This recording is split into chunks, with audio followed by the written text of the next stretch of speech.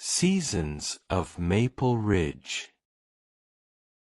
Chapters 21 to 25. You'd be surprised how many secrets an old bread box can hold. It was one of those heavy tin ones, pale green with a faded sunflower on the front.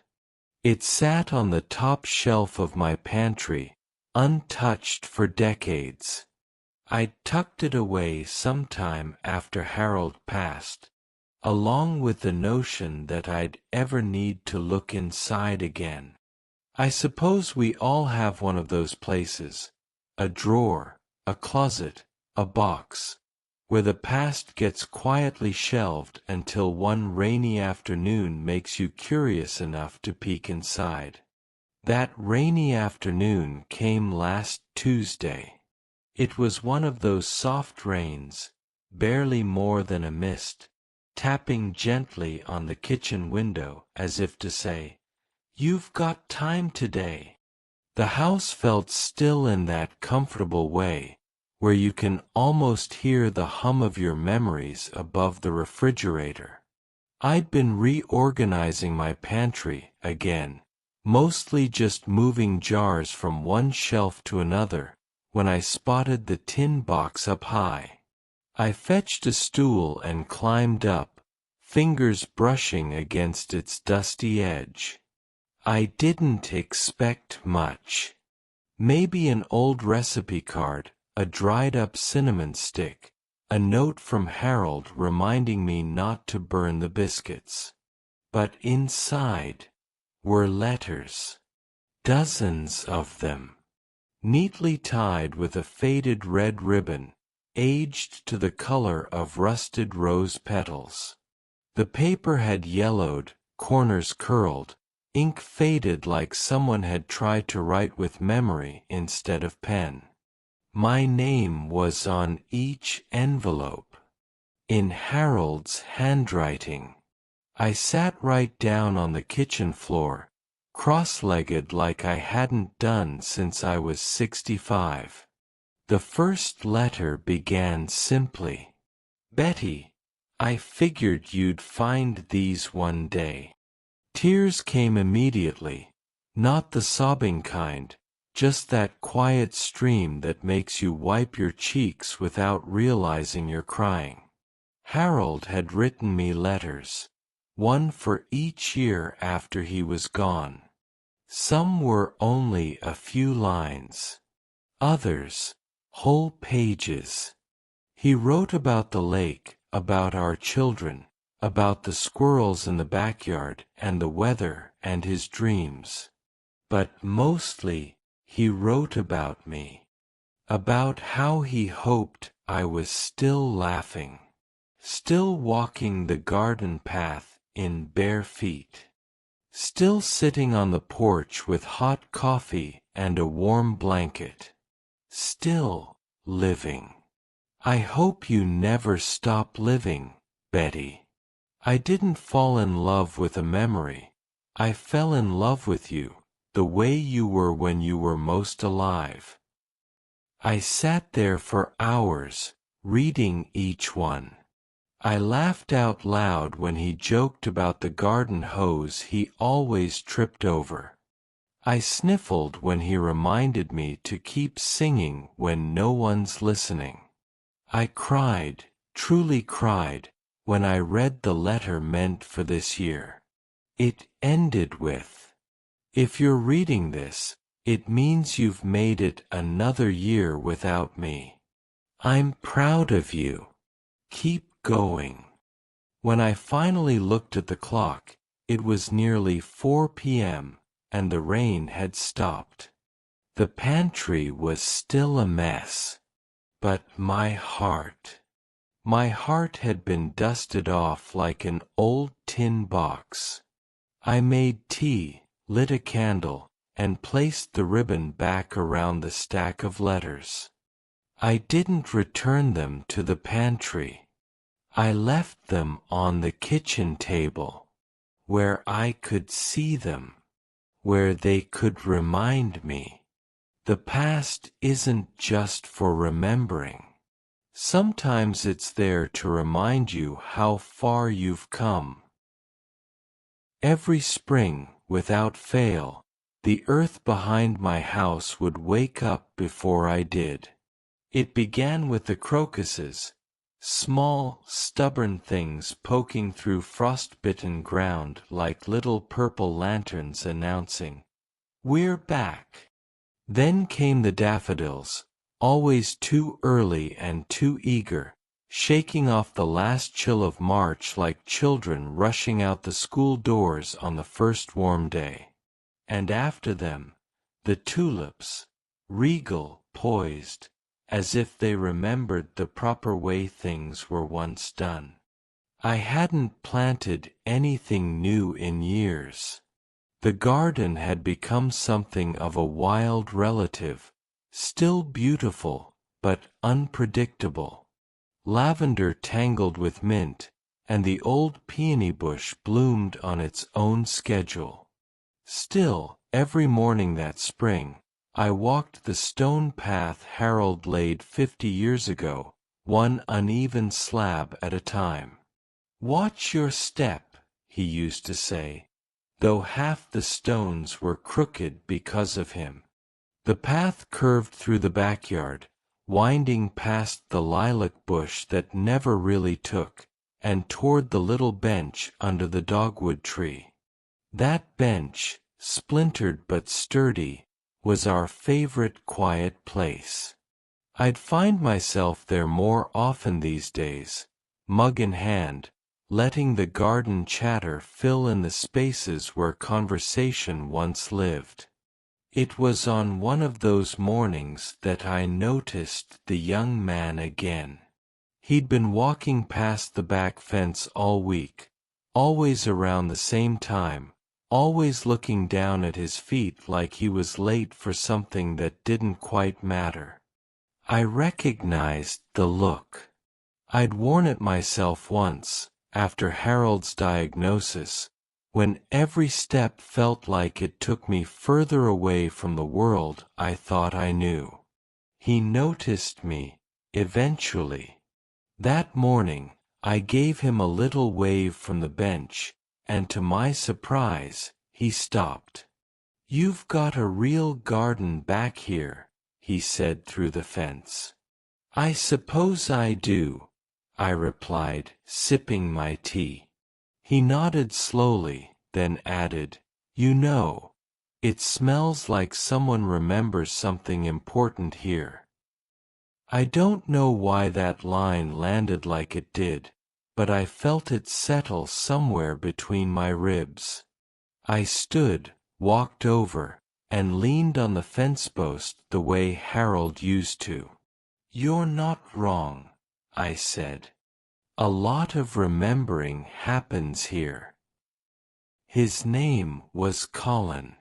Mid-20s, quiet voice, eyes that looked like they'd seen something too hard, too soon.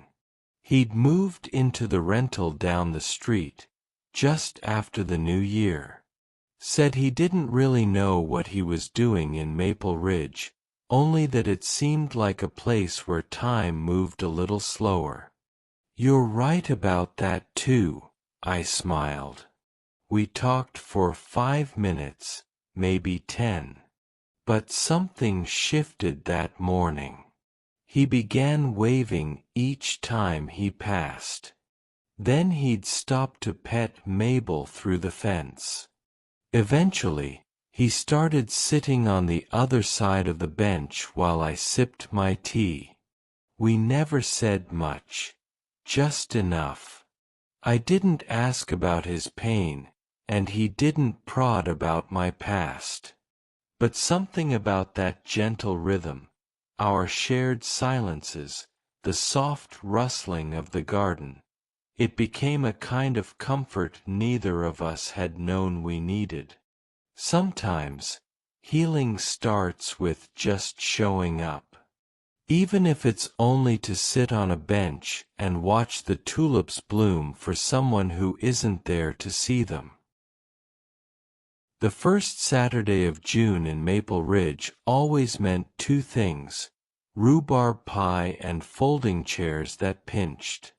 That evening, I found myself in the basement of St. Agnes Episcopal Church, where the beige linoleum floors hadn't changed since Eisenhower, and the scent of coffee was permanent, no matter the hour. The annual church supper was part tradition, part performance, and part test of patience depending on which end of the potluck table you started from. I had volunteered, as usual, to bring my lemon bars, Harold's favorite. I still used his mother's recipe, though I'd long since stopped following it to the letter. I never could bring myself to use quite that much sugar. The place was full by 5:30, packed with familiar faces and the occasional new ones. You could tell who was new by how surprised they looked when Doris Sims burst into song halfway through the roast chicken course.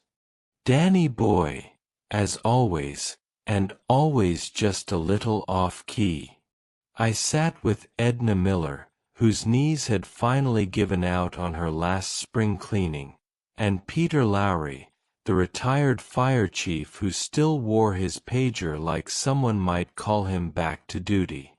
Peter had brought his grandson this year, a shy, bespectacled boy named Max who wore a bow tie and asked if I had any stories about real pirates. I told him I once knew a man who snuck bourbon into church picnics in a canteen shaped like a Bible. He laughed so hard I worried he'd choke on his mashed potatoes. It was good to laugh again. For so long, those suppers had felt like an obligation. A place I had to show up, smile, bring something sweet, and talk about weather patterns or the price of canning jars. But that night, something softened in me. Maybe it was Max's giggle or Edna's fierce commentary on Doris's fourth marriage, the woman collects husbands like salt shakers. Or maybe it was just being around people who had known me for so long they didn't need updates. They already knew what I'd lost. And they didn't try to fix it. That's the thing about small towns. They grieve with you, quietly.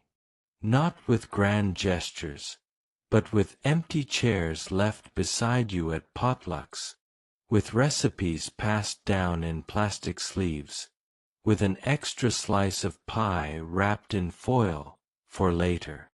As I helped fold up chairs and scrape plates at the end of the night, I heard someone humming behind me. It wasn't Doris, it was Colin. He'd shown up with one of the young families from his rental street, someone's cousin, I think. He was helping stack chairs, laughing with Peter, making a home in the rhythm of the room like he'd been there all along. As we passed in the hallway, I smiled and said, "You'll know you're a true Maple Ridger when you bring your own Tupperware." He grinned back. "Guess I've got some catching up to do." I didn't say it then, but I could see it. He was already catching up just fine. It was a Tuesday morning, the kind that smelled of lilacs and old wood. I'd gone up to the attic looking for my grandmother's teacups. Edna was turning 80 next week, and I wanted something special to serve at her little surprise party. What I found instead stopped me in my tracks. It was tucked inside an old shoebox marked Thanksgiving Decorations, 1974. Though there were no pumpkins or plastic turkeys inside. Just bundles of yellowed letters tied with faded green ribbon, the kind you didn't find much anymore. I knew the handwriting right away. Harold. His blocky, deliberate script curled over envelopes addressed simply, Elizabeth Moore, 213 Ridgeview Lane. My maiden name.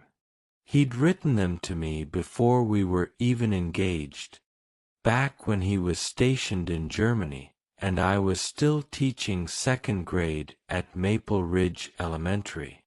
I sat down right there on the floorboards, dust motes catching sunlight like tiny ghosts. The first letter began, My dearest Lizzie, today we saw snow for the first time. Not like home, it's sharper here. But I still closed my eyes and imagined it falling on your hair as we walked down Main Street after Sunday service. I must have read 6 of them before I realized an hour had passed. They were full of small things, inside jokes, half-made promises, worries he never voiced aloud when he got home. There was one where he described a dream he had of us growing old together in a house with green shutters and a dog named Freddie. We never had green shutters. And our dog was named Max. But still, it was close. And then, one envelope slipped loose. It was addressed but never sealed. Inside was a final note I'd never seen. If I don't make it back, tell her I loved her from the first time she corrected my spelling in chemistry class. And that even if I only had these few years, they were more than enough. I don't remember crying, exactly. It was softer than that. Just a long breath that had waited 40 years to exhale. Later that evening, I brought one of the letters down to show Colin. We were sitting on the porch. He'd started coming by once a week with iced tea and his grandmother's chessboard. I handed it to him without explanation. He read it slowly. This is... He started, then stopped. He really loved you. I nodded. He did. And I think I needed to be reminded by his own hand. There are pieces of love that outlive the body. Words written in a winter baroque, yellowed by time, that wait decades in a forgotten attic for the moment you're ready to hear them again.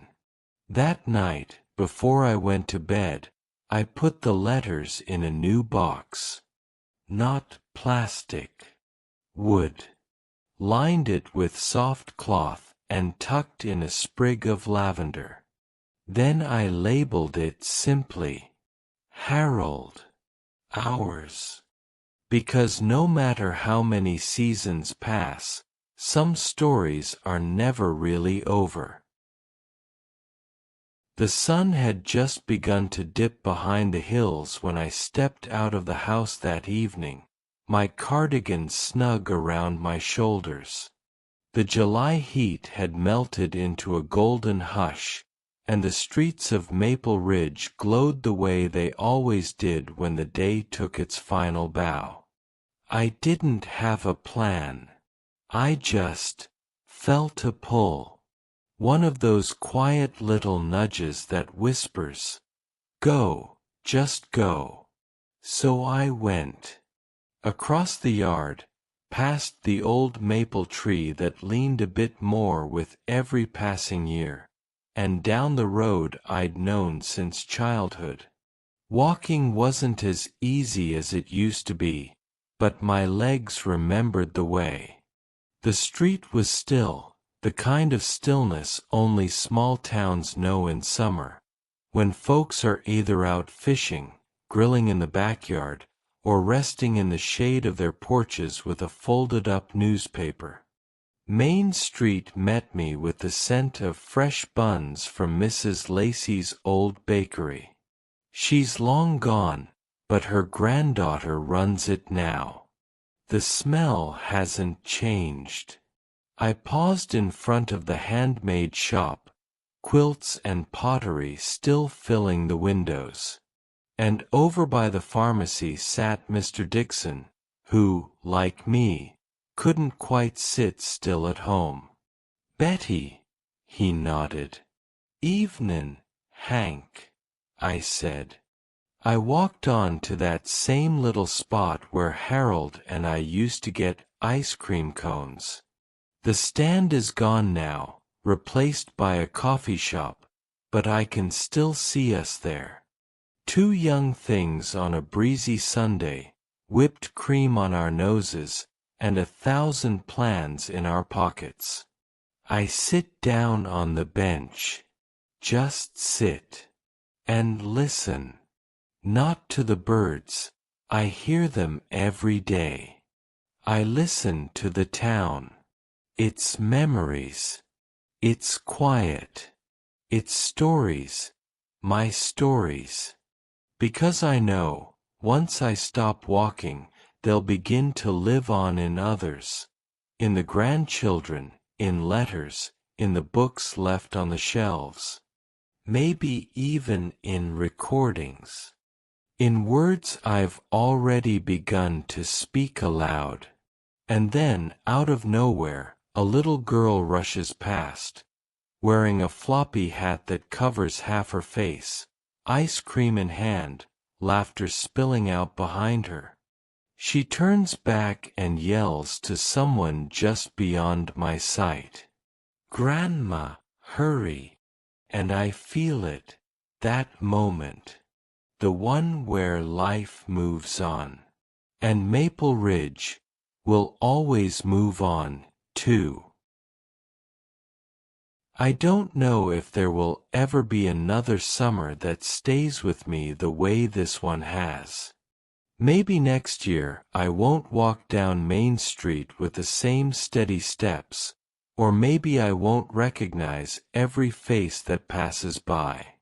But one thing I do know, Maple Ridge will remember me, just as I remember every shift in its seasons, every rain tapping gently against my windows, every warm hand that once held mine. In every sun-warmed porch chair, in every pie cooling by an open window, in every child's laugh echoing through the park, there's a piece of my heart. And this heart isn't afraid to rest. Because it's already dissolved into the town that gave me everything. Love, loss, memories, and above all else, stillness. That true, quiet stillness inside, the kind people search their whole lives to find. I sit by the window now, watching the leaves turn gold again. And I smile. Because every season in Maple Ridge wasn't just a time of year. It was life. And life was beautiful. Well, folks, if you've made it all the way here, thank you. Telling these stories, sharing a bit of old Maple Ridge with you, has been one of the greatest joys of my life. I never thought my memories, quiet as they were, would find such kind ears across the country, maybe even across the world. Life moves fast, but stories slow it down, don't they? They give us a second chance to feel something we thought was long gone. If Betty's voice brought a smile, or a tear, or just a little stillness in your day, then this old storyteller's heart is full. Take care of each other out there. Keep listening. Keep remembering. And if you ever feel a breeze rustling through the trees, well, maybe that's Maple Ridge saying hello again. Till next time. James.